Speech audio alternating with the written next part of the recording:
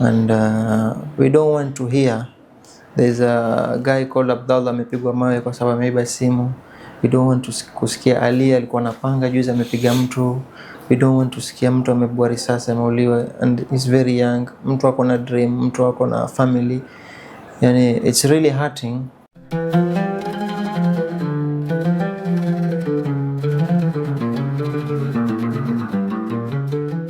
Assalamu alaikum wa rahmatullahi wa barakatuh. This is Halal Charity TV, the media arm of Halal Charitable Trust, a non-governmental, non-profit making organization based in Mtwapa. We are working with the community for the community, and it is a registered organization. Today, alhamdulillah, tuko na kijana ambaye ametutembelea hapa. He's a young man. Yeye ako na kampuni yake ya kusafisha ambayo inaitwa Open Eyes Care Kenya, na pia amejiinvolve sana na mambo ya youth empowerment. Inshallah muda huu tutazungumzia mambo gani yeye anafanya kusaidia umma na pia biashara yake ambayo anaifanya ya Open Eyes Care. Kwanza Sheikh, naomba ujiintroduce. Assalamu alaikum wa rahmatullahi wa barakatuh. Kwa majina naitwa Suleiman Hassan Ashur. Mimi ndo director and manager of Open Eyes Care Kenya. Naam, sasa wewe una kampuni ya cleaning services. Pengine ungetuelezea cleaning ya wapi, nyumba ama maofisi ama misikiti? Generally, what do you do?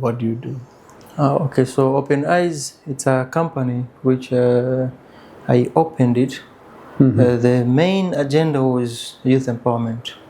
Lakini we do house cleaning services, house residential, commercial, industrial, all kinds of cleaning tunafanya. Na also blue economy ambayo we are starting soon inshallah. Yeah. Okay, pengine ungetuelezea zaidi kuhusu the blue economy that you want to start very soon. What do you mean? Blue economy, it's regarding our oceans, environments. So mostly ni beach cleanups, hata street cleanups, mitaa cleanups.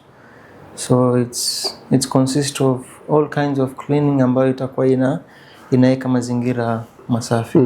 Yeah. Okay.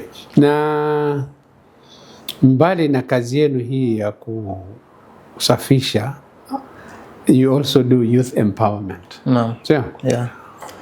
Weza kutuelezea zaidi youth empowerment? What do you do? So basically, the idea of youth empowerment came, I think you don't know this and a lot of people don't know it. Lakini the main reason why I involved youth empowerment because I lost my brother. We were same age, like 1 year older than me, and he started with the drug abuse. It's so unfortunately, like in our society in Mombasa, I think everyone knows growing up in Kisauni and everything.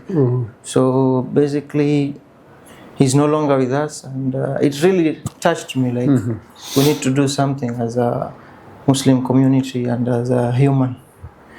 Yeah, so that's why the idea of empowerment came. So I lost my brother and it was very devastating. Yeah, so you know seeing your mother cry because of your and it's hatuwezi laumu wazazi kwa sababu wazazi did their best. And nje kuna peer pressure, kuna marafiki, kuna migoka everywhere inauzwa, bangi everywhere inauzwa, drugs kwa ujumla. Yeah, everything it's there, it's outside. The moment you step out of the house, everything is available to you. It's close. You can see someone chewing mgoka, someone smoking bang and doing other things. So that is how the idea of empowerment came up, because majority of the youth ni watu they dropped out of school. Kiangalia kumaliza class 8 for the our curriculum 844 system. So ni watu wame drop out. No one is being hired in Mombasa kama hana certificate ya KCSE ama KCPE. Kenya nzima. Yeah, so that is when the idea came up, kwa sababu mtu ameacha kusoma ameanza kufanya kazi ya bodaboda, amechukuliwa na mtu mtaani, amefundishwa motorbike, ameanza kufanya kazi ya boda, ameona maisha is very easy, ameanza kupata 200 300. So for them at their age, mtu amemaliza class 6, let's say ako 13 14 years, 200 300 kwake it's unashafika. Yeah. So anaendelea hivyo, anaacha, anaanza kuingia kwa drugs. Then problems comes. Motorbike imegonga, hana insurance, hana leseni. So that is how their life becomes miserable, kwa sababu mtu amefanya mistake kwa barabara, mtu ameingizwa ndani. Sasa mzazi, let's say ana biashara ya kuuza viazi, ni mahamri asubuhi, atafute pesa savings zake aende akakutoe wewe. So the ideology, tayari mtu ametoka jela, ana mimi nishaingia jela, so I don't care. Ajali sasa. Yeah, mimi nitatolewa, and the end of the day wazazi wangu watanitoa. Yeah, so that is how the empowerment project came. Nikasema we need to do something. And when did you start? Actually it started last year. Early last year, January. I had the idea before, but I didn't have the power and resources to start the empowerment. So when we started Open Eyes Care Kenya, actually the person who supported me is a 4-figure father, someone who is my mentor. I'm looking up to him. His name is Mr. Abdurrahman Abdullah. Yani, after Allah, I want to thank this guy. He really did things that no one did to me after my parents and Allah. So that is how we started Open Eyes, and I told him the idea that we need to change our youth, and he's very supportive about empowering the youth and all other peoples. So that is how the empowerment project came up. And where are you? Mko wapi yani hii kazi mnaifanyia? And for now we have an office in Ganjoni. Yeah, and I'm running the project. Yeah, so we did it early last year on February. I took 20 youths from different boys and girls. No, I started with boys mostly, because they are the ones, majority of them ambao they are lost. So because wanawake, okay, after kusoma na olewa, so they have their husbands, they are taking care of them, but what about men who are lost? Who will guide them? Who will support them? Who will take their hands on board and say, let me change these guys and make them be somebody? So we took around 20 youths from Kisauni, Bamburi, Junda, Mshomoroni, Jomvu, Magongo. So they were all from different areas who they finished high school, most of them, and they were just on their streets, idle, have nothing to do. Some were already involved in using drugs. So the idea is to bring them on board, try to change them, give them a chance, then let them prove they want to change. Na mulifanyia wapi your training? The training was in basically what do you do? Muliwaita wapi kasa mnawafundisha nini? Okay, so we took them. There is one mosque, they offered their space for the training in Bakarani, Kisauni. So actually we told them to write an application letter. It doesn't matter, it's in English or Swahili. You know, when you want to change somebody, like give them something, then see if they are willing to do it. So, okay, write for me an application letter. Most of them, they didn't know like how to write, but just write it in Kiswahili. Kivovote, yeah. And also we told their guardians, watu ambao wanawasimamia, also to write a recommendation letter and a copy of their IDs. And we asked them, are you ready? Do you want to change your life? Do you want to be somebody? They say, yeah. So, okay, let's give them a chance.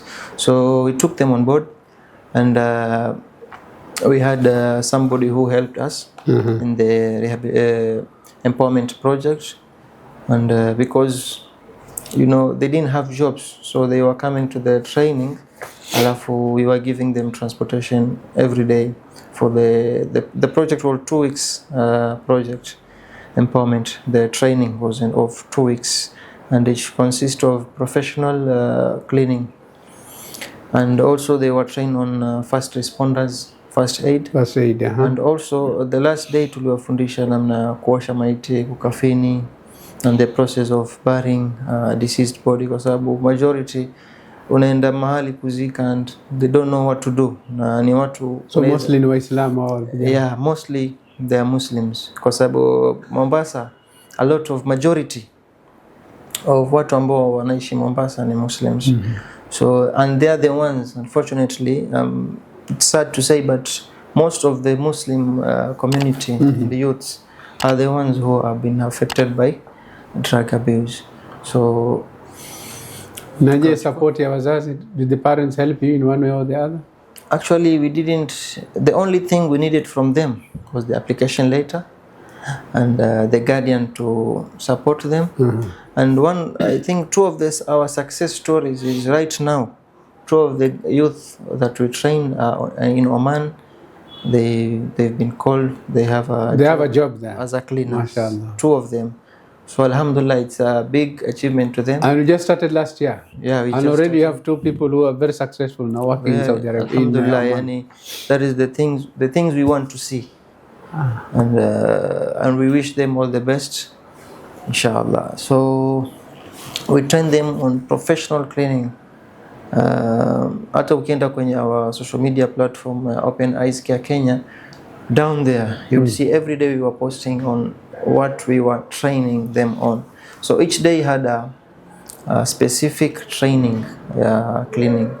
So we trained them, we gave them certificates at the last day, and we invite each person to bring two of his parents, guardians, aunt, uncle, so they family came. Yeah, so walikuja, we did like a very little, big, not big ceremony, just a small ceremony whereby we cooked food for lunch for them, then we give them certificates, we award them, we take pictures with them, and we appreciate them, like, because we told them, if you missed one day of the training, you'll not get a certificate. So Alhamdulillah, all of them completed the training. So at least you see, like, oh, these guys are willing to change. And I also forgot, one of them has been hired in Jumeirah. So he's working right now. Beach resort. Yeah, Jumeirah Hotel in Mombasa. He's there. And those are the things we want to see. So, this has impact. The training had impact to the youth. So after the training now, we started looking for supporters and donors who will, because most of the mosques in Mombasa, it's sad but it's true. People don't take care of them. It's very sad, but so we had to step in because the guys already have the skills. So I told them, let's start with our mosques to clean the mosques, because after the training, what next? Sababu vijana umewapa trainings without jobs, still ile skills itapotea. As long as umerudi kwa mtaa, they have nothing to do. Zile fikra za kurudi back to their previous behaviors itarudi. So we started the mosque cleaning program in Coast Province, whereby we started in Kisauni. We cleaned the mosques, Masjid Aman, all the mosques around Kisauni. Not all of them, but majority of them. We cleaned them for free. For free, because a lot of the mosques, okay, we want to clean your mosque. We demand a little money, like for soap, chemicals, acid. Nakwambia hakuna kitu. No one is there to support. So what we did, we looked for supporters and donors, whereby we told them, okay, like, sponsor this mosque, we clean for you. Then at the end of the day, we had to pay the youth who have been trained. So we are doing the training, we clean mosques, and we are at the end of the cleaning, it takes about 3 to 4 hours cleaning one mosque, because we don't only clean the carpet, but tunasafisha vyoo, the whole mosque. And lastly, we put perfume per mosque. So that is how we started the mosque program. And Alhamdulillah, we managed to do it Mombasa County, Kilifi County, and Lamu County. So umeenda mpaka Lamu kusafisha misikiti? Yeah, last year November, tulikuwa Lamu and we did like 7 mosques if I'm not free of charge and fi sabilillah. fi sabilillah. So we clean, and there is need for the project of empowerment to be done in Lamu County, inshallah. So inshallah soon, once nimepata donors and supporters who want to sponsor the youths to at least to give them a chance, we want to do another program inshallah in Lamu County. So inshallah I'm hoping this year we will do 2 empowerment projects. One will be in Lamu County and another one inshallah soon we are coming to Nairobi. Inshallah for the Nairobi one it will be on February. Inshallah February will be in Nairobi in Pumwani, Majengo area. So inshallah I've started mobilizing with the youth in Nairobi, and also there's a sheikh. I very admire that sheikh. He's a youth. He goes by Sheikh Said Ibrahim Juguna. Nairobi. Yeah, he's a nice guy. So I've talked to him and another guy called Observer on TikTok. So I've talked to them to mobilize the youth because they know who is in need of the training. Sasa ni watoto wangapi mnataka kuwa train? So Nairobi still we have a limit. Yeah, Nairobi still we are starting with 20 youths. 20. Yeah, because managing a lot of people is expensive. It's expensive. It's not easy. So we are starting with 20. Inshallah, we'll be in Nairobi on February. The program will start on 6th February, inshallah. And for the Nairobi, it will take 10 days because Ramadan is 18th. So we are planning to finish it on before Ramadan. 17th. Sasa target yenu ni wao vijana wameathirika na drugs ama vijana wote ambaye anajisikia kupata hii empowerment anakuja? Si lazima akuwe ameathirika na drugs, but kijana yote yani, anyone who is willing, kwa sababu someone anaweza kuwa affected by drugs but their family are well, wako na pesa, ni watu wanajiweza. So for them, their parents, their guardians can take care of them. But what about wale ambao wamekuwa affected and their parents are someone, maybe they died, maybe they are very poor. So and other families ambao not drug abused, but their living standard is very low. So those are also our targets. As long as you are someone who is willing, you want to change your life, this is the chance we are giving you guys. Okay. Now, basically, you empower them in teaching them about cleaning services. Wajisaidie mbele.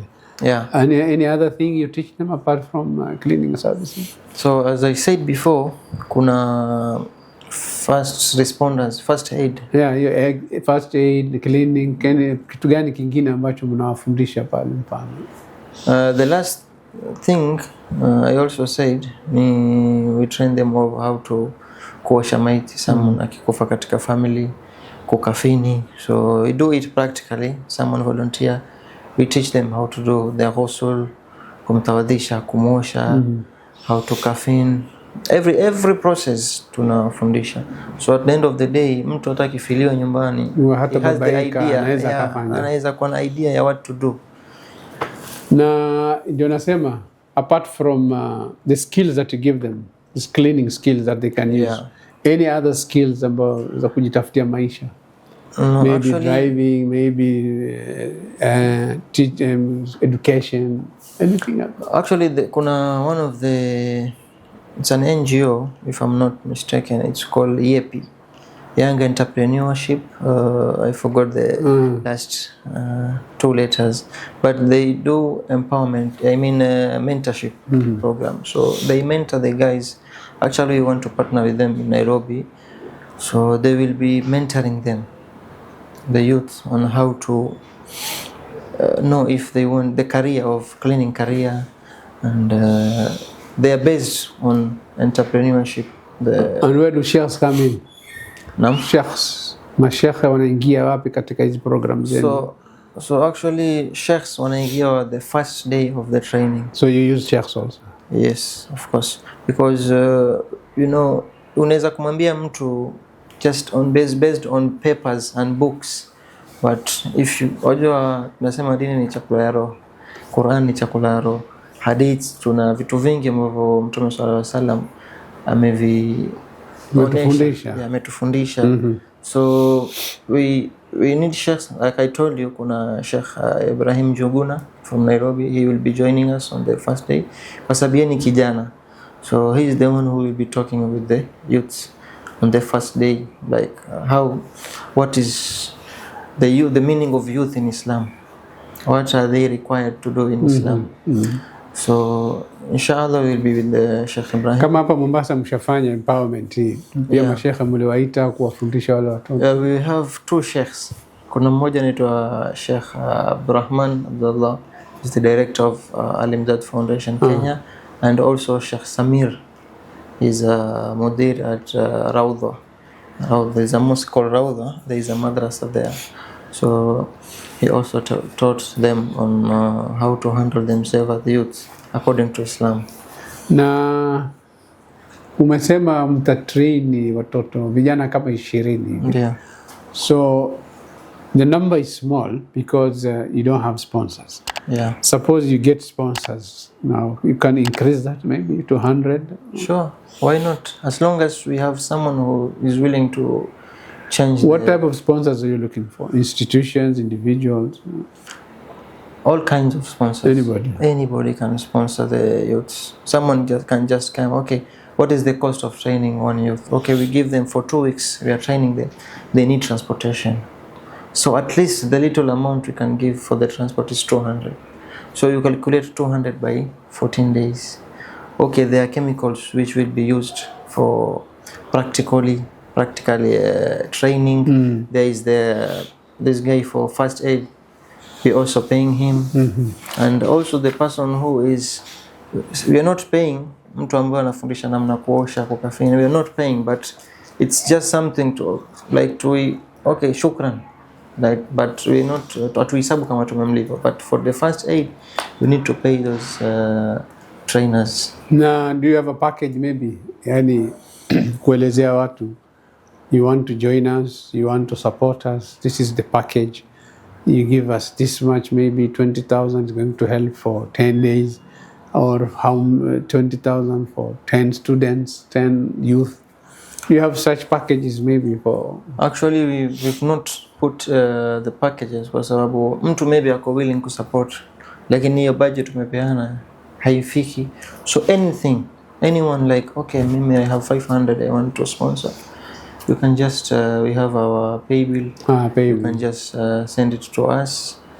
I'll give you my number, you can just send it to me, then we will be putting it into the account so that unajua some people ukiweka let's say 1,000 kusupport mtu mmoja, and mtu akona 100 anasema hii 100 haisaidia kitu, wacha tu ikae. Lakini any kind of supporting. Actually, after cleaning Lamu, 2 people called me and said, oh, mashallah, you're doing a good job, I'm sending you something. Then they said send 200. I said, okay, shukran, but that is what they can afford. So any kind of support. And also we also do cleaning services, as I said.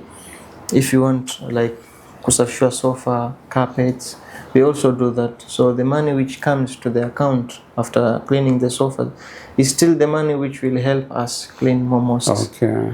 Yeah, so any kind of work. Is it your office you want to be clean, your house? We do all kind of cleaning. Yeah, because the training which we are training, kuna fumigation, kuna landscaping, kuna pest control, kuna all kinds of cleaning, so we do all kinds of cleaning. Yeah. Kwa hivyo one way sisi tunaweza tukakusupport ni kukupa kazi kwa hii kampuni, because the same money that we are going to pay is also going to help in the empowerment program. Yeah. So yoyote yule anayetusikiza kama akona kazi yoyote ya cleaning, anaweza akawa contact, and in the process watakaofaidika ni hao vijana ambao mnawa empower. Yeah, and for those who already have cleaners on their offices at their homes, you can support us by sending the little you have. if you want to sponsor, you can just call me. I'll come, I'll meet you, I'll tell you, okay, how many people do you want to support, to sponsor? 10, okay, I'll give you the calculation, okay, this is the amount if you want to support 10. We'll come to that. Na hawa vijana ambao mnawa mentor that they have been into drugs, what program do you have for them ili watoke kwenye drugs apart from mentoring kimatibabu? Yani, do you take them to a rehabilitation center? So most of them ambao we took them on board ni people ambao they are, unajua like gut ama mgoka, it's a hard drug. It's not something ambayo mtu ni ngumu kuacha. It's addictive, but ni kitu, if you talk to that person, this is your life, you want to change it, then we can change it. There are ambao already I have we talked every day kwa sababu tunapishana barabarani, and those are really deep into drug abuse.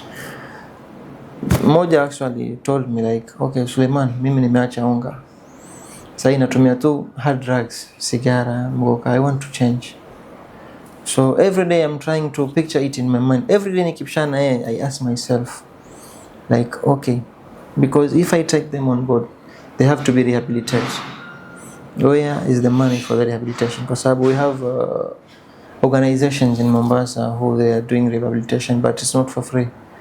So taking them there, it's something I need to consider. Yeah, it's costly. So I need to consider it before I take them there. Kwa sababu naweza peleka nikawalipia the first month, then the rest of the months nikashindwa. Wakarudi mtaani, then they continue. But these guys, they are willing to change. So Suleiman, we need the chance. I tell them, okay, give me time. I need to find watu ambao they are willing to help you guys.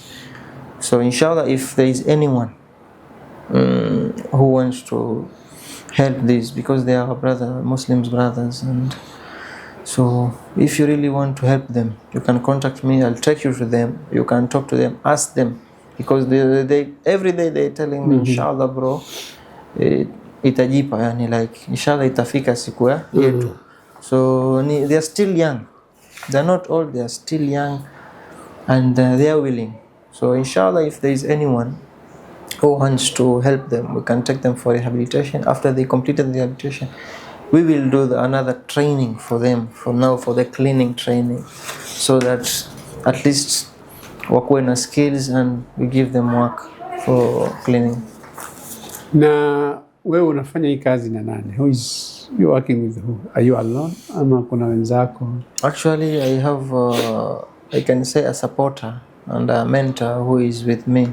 The guy I told is a four-figure father, Sheikh Abdurrahman Abdullah. He's the one who is always supporting me, and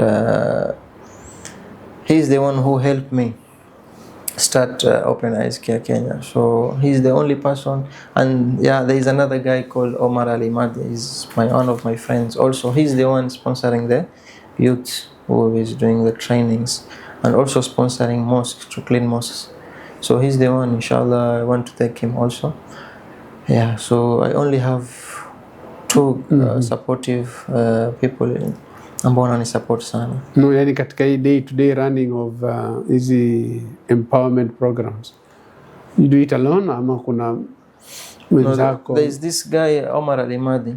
Actually, the one in Nairobi, he's the one sponsored it. So I told him, okay, we need to train these guys, but they need transportation. And also there is a first aid training, I need to pay these guys. So he asked me how much. I said them this amount. He said, okay, we will do it.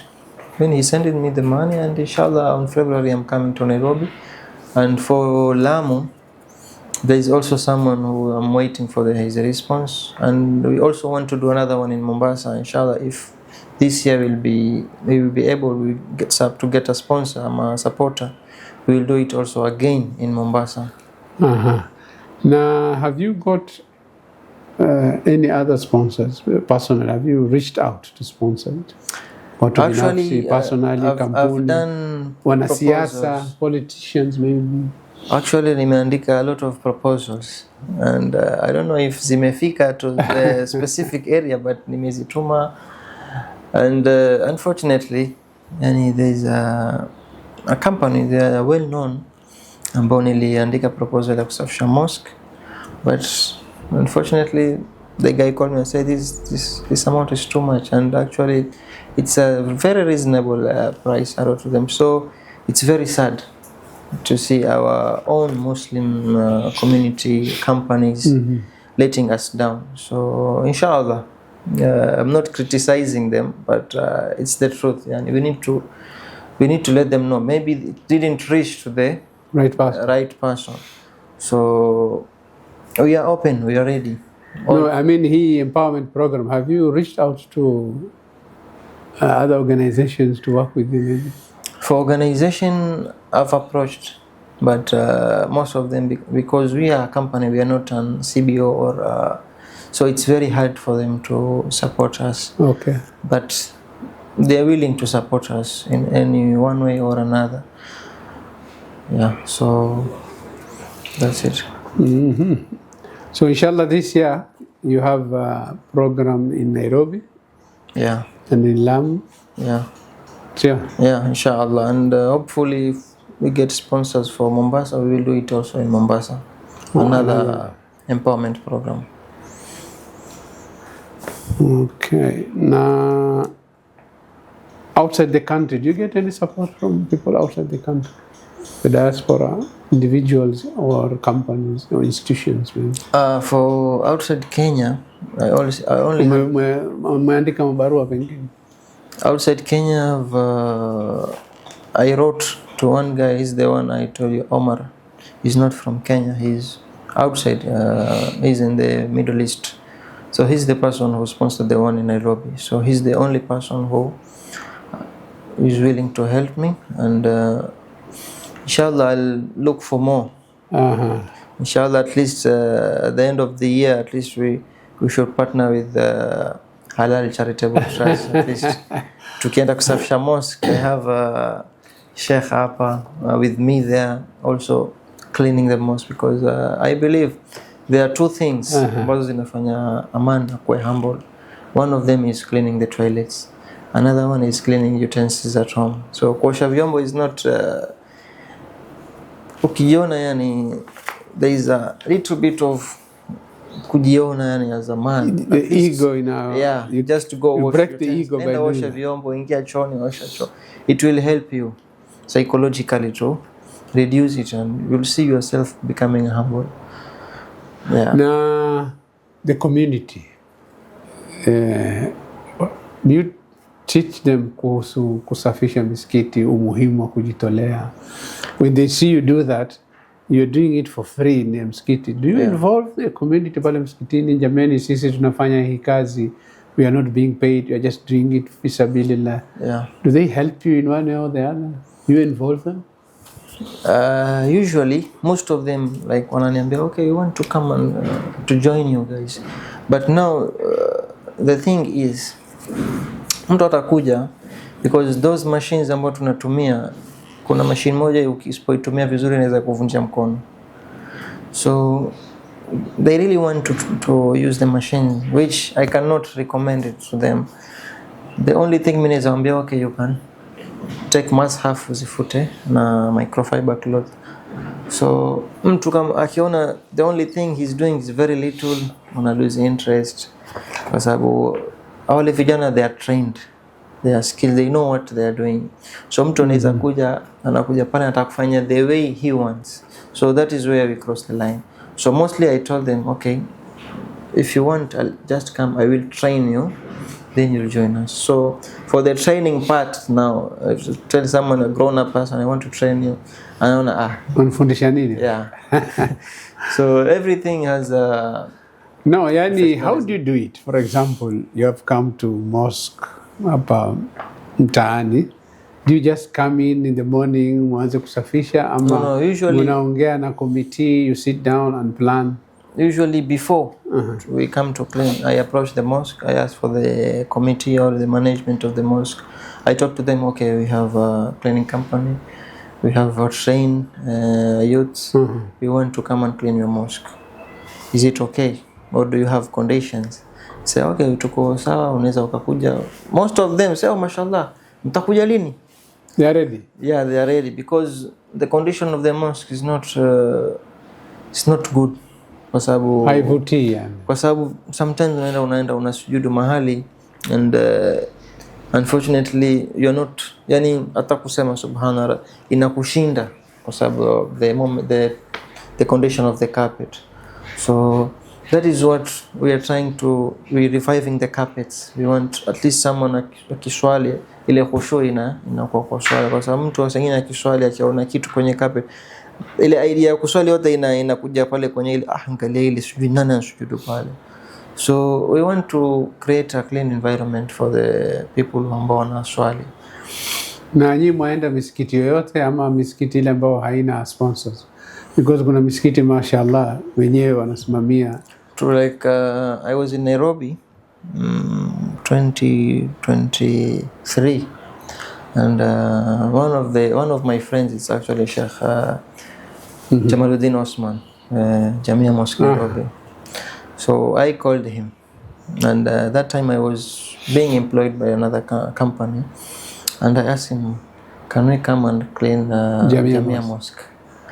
So he just told me like, okay, Jamia Mosque, we have our own cleaners and we have our own, the management has everything, but there are other mosques ambazo no one is there to help. So better, he advises me like, go to those mosques ambayo yani no one is taking care of them, then go and clean. And he also told me like, don't do it for, if you want to do marketing, just to take pictures of someone cleaning at the mosque, just do it for sabilillah, for the sake of Allah. And it really like touched me and said, okay, this is what I need to do.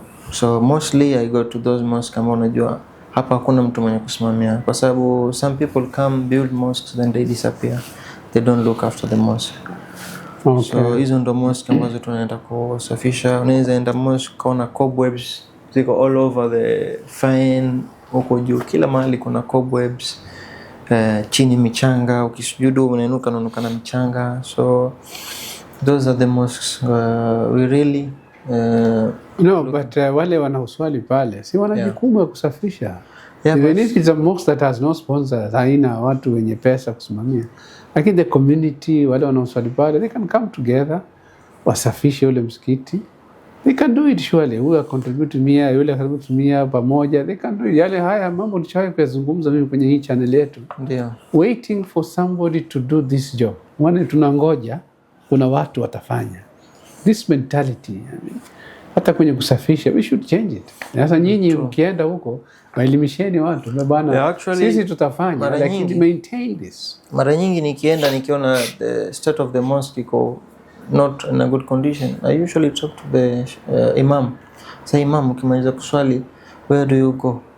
Hawa niko nasoma Quran. Nasema okay, at least just one day in a week, si kila siku, one day in a week, let's say Thursday ama Friday baada al-fajr. Kama you want, I can bring for you busy soft brush, ile cobweb brush za kutoa nyavu za spider and vitambara, acid. I can bring it to you, at least clean the mosques once in a week. Say okay, inshallah, but I don't know if they're doing it, kwa sababu angekuwa ananipigia Suleiman nataka cobweb brush, mimi ningekuwa okay, imamu ameamua kusafisha msikiti.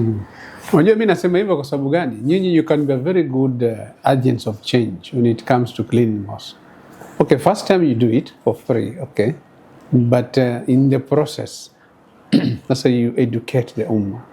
Bwana, hapa sisi tutafanya hivi na ni bora, hatuchaji mtu kitu, lakini nyinyi kama ambao mnaswali hapa, wale ambao mnaswali hapa, this should be something you should do it continuous. Cobwebs, hata fagio zile za nyasi mtu anaweza kutumia. The commitment from the ummah, it should be there. We should not be waiting. Sasa nyinyi njia yenu ya kusurvive katika kazi hii itakana ni misikiti ile ambayo iko na sponsor who can give you the jobs.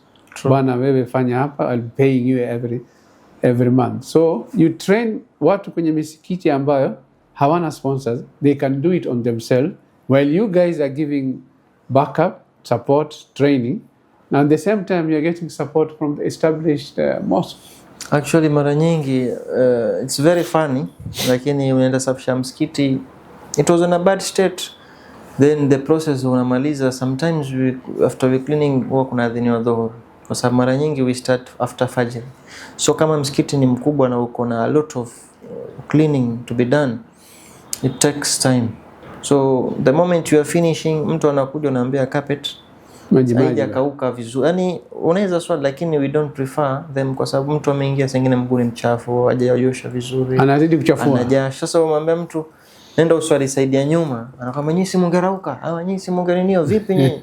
Sasa mtu anakukriticize na wewe like unamwangalia, okay this guy hata haja, there's nothing he is giving us. Sasa hata ile kuelimisha pia unafikiria huyu nikimwelimisha atanisikiza, kwa sababu most of them ni watu wazima. Tunakwambia wewe bana, ungekuja usiku kafanya, ama ungekuja mapema, na sisi we been there after fajr. So the community also needs to understand us and to help us to make our work easier, kwa sababu there is one scenario inaweza sema challenges ambazo iliwahi kunipata. Kuna siku tulisafisha msikiti Bamburi, so tumeingia baada ya alfajr, kuna jamaa amekaa msikitini hataki kutoka. So we want to kumwambia boss, waweza tupisha tusafisha, hataki kutoka. So tukimshika mkono tukimpeleka nje, anakuja baka na kick ule kama vile anaingia anaenda najibwaga, alafu anaanza kujishika koo. So you are like, sasa what can we do? That's a mental case. Yeah, so tukamchukua tukamweka nje, tukafunga mlango vizuri. Still alikuja akarukia wa mlango, and it's very yani stiff. Those are the challenges you're facing. Yeah, and mtu ako amezaliwa 2001, so ni mtu very young. Yeah, so anakuja na kick mlango, anaingia anajibwaga chini hapo, ama anakuja anapiga mashine ngumi ile vacuum. So that was one of the case ambayo we had, and we had to tie this guy with ropes. Tukamweka nje, tukaenda ku report polisi. Unfortunately police said this is not our case, mpelekeni mental hospital. So kazi imesimama, unaenda to the authorities and they say we are not taking him. Wasimamizi wa msikiti, they can't help you. Wasimamizi wa msikiti ni someone very old, anakuambia mimi simjui huyu mtu amekuja hapa leo, and unajaribu kuulizia pale majirani, they don't know him. So we had to take them to take him to the police ourselves. Tukamwekeza kwa tuk-tuk, tukambeba paka police, tukamshukisha. Tukamwambia police wanakataa, wanasema no, we are not taking him, take him to Portrees ama. So imagine sisi tutoke Bamburi tuende Portrees and we cannot admit him, we need to pay for him. Na nyinyi mmeenda kwa kazi ya kusafisha msikiti. Yeah. Subhanallah. So those are the things, like the challenges we are getting. Ziko nyingi, lakini hiyo ilikuwa ni worst case scenario. So okay. We finished late cleaning the mosque that day kwa sababu ya hiyo issue, kwa sababu mwisho umemfunga kamba na mguu anarukaruka, anakuja anapiga yule mlango wa msikiti, anaingia forcefully, yani hata unashindwa what is happening today. Alhamdulillah. So it was very challenging, but alhamdulillah we managed after kufika police. Akakaa yuko pale chini, someone akapita akasema wewe una nini wewe? Naambia anataka kuongea, and he was not talking. Akaongea na wewe jamaa, and we said kaambia police amepata relative, we are going, we need to finish our work. So we left them there and we went back to finish. Sasa kumalizia shekha, hii kazi ya empowerment that you have started. Yeah. Since you started mpaka sasa, are you seeing it moving forward? Are you happy with the program? Yeah, alhamdulillah, so far so good, kwa sababu at least unajua mtu ako na family, ametoka at least kwa week tunasafisha. At the end of the month there is almost 6 mosques we've cleaned, and until now we have cleaned about 42 mosques. We've completed cleaning in last year, 2025. So for 2026 we'll start in Nairobi, inshallah, cleaning mosques in Nairobi. Then we'll come back to Mombasa. Maybe you reach 100 this time. Inshallah, that is our target. Inshallah, we need to clean. How what is your empowerment? Yani you have empowered about how many children up to now?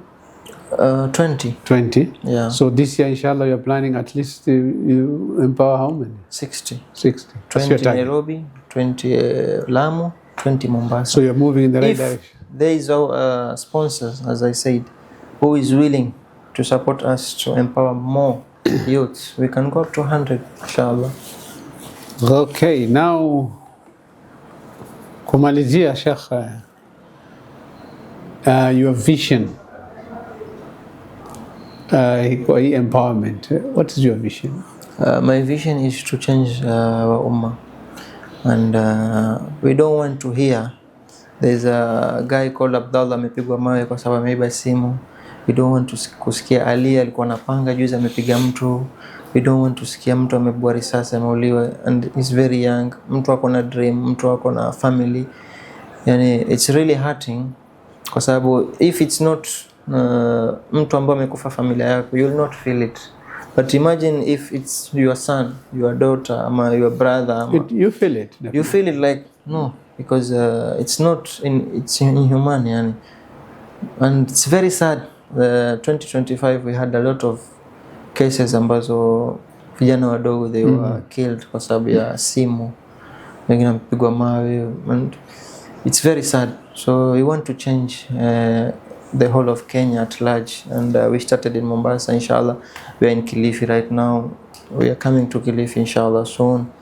We'll be in Nairobi and the whole of Kenya. That is our future plan, that we want to see like everybody is peaceful in Kenya. Like unaenda hata ukienda unajua unaenda dukani saa 4 usiku, but you know I'm feeling safe. No one can attack me.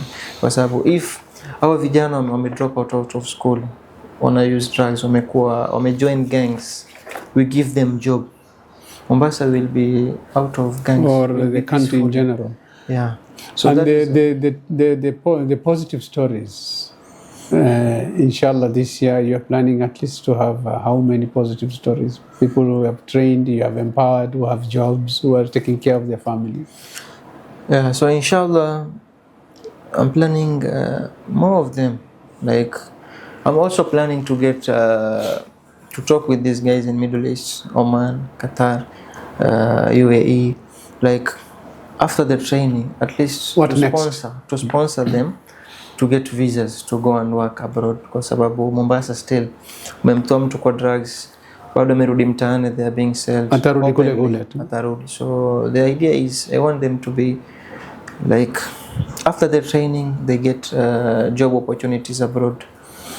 Ama kuna hizi za serikali pia kazi abroad unaita. They go there, they get wanafanya interview, they pass, they go and work abroad. Kwa sababu working in Kenya is challenging. Inshallah. Now, what do you tell people who are watching us now? Wale ambao wanatusikiliza unawaambia nini kuhusu hii project ya kumalizia yani? What do you tell them? So inshallah, guys, we need your support. We need work. We need supporters. We need donors. So if you're willing to help our brothers who are devastating the communities in the streets, just reach out to us and make it easily possible for them to change. And one of the advices I'll give our youths is be careful who you choose as a mentor, because you can choose someone to be your mentor. At the end of the day, instead of you will see yourself like, okay, this guy is a good guy, ananipatia pesa, ananunua drugs, ananunulia miraa, ananunulia pombe and everything, but at the end of the day he's someone who is destroying your life. So you need to choose someone who is your mentor, very keen yani. Shukran sana watazamaji, tumefika mwisho wa kipindi chetu hiki cha leo. Kama kijana Suleiman alivyowaambia, this young man is doing a great job. He's rehabilitating so many children, people who are in drugs, who had no hope. Yeye anawa empower, anawapatia training, anawapatia kazi, and he has a lot of good stories to write. Sisi kama jamii fanya jambo la maana ni kumsaidia yeye. Njia moja ni kumpatia kazi katika kampuni yake hii cleaning services, kwa sababu hii kampuni ikipata kazi ndio wale vijana nao pia watapata kazi ili watoke kwenye janga hili la drugs. Na mtu yoyote ambaye inshallah anataka kumsaidia, anybody who wants to sponsor him, if it's an individual, if it's a company, if it's an NGO, local or international, we'll give you his contacts inshallah. Please help him so that he may change the community for the good. Hayo machache, shukran wa jazakumullahu khair.